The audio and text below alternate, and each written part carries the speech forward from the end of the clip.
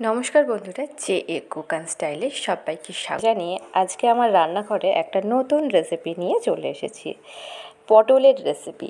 যারা যারা পটল খেতে একদমই ভালোবাসো না, তো তারা এই রেসিপিটা যদি একবার ট্রাই করো, আমি বলতে পারি সবারই খুব ভালো লাগবে। আর এই বেসন ফাটানো দেখে আশা করি বুঝেই গেছো যে এটা একটা কোনো ভাজার রেসিপি হতে চলেছে। তো একদমই তাই, যে পটলগুলো আমি এখানে এরমভাবে কেটে নিয়েছি হালকা হালকা খোসা ছাড়িয়ে, আর পটলের বীজগুলো বার করে নিতে হবে। আর এখানে এই যে পুরটা ভরছে, এটা আলু সিদ্ধের পুর।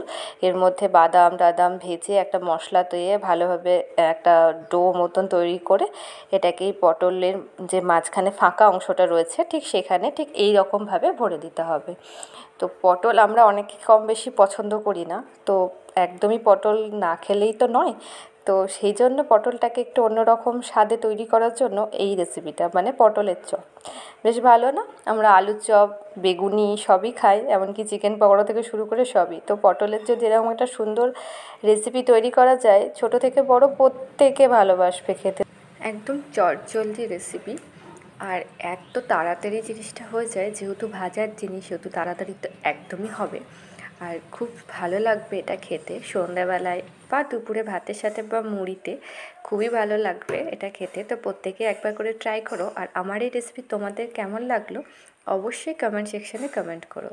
তো চলো, আজ এ পর্যন্তই। আমার বন্ধুরা সকলে ভালো থাকবে, সুস্থ থাকবে। Thank you very much.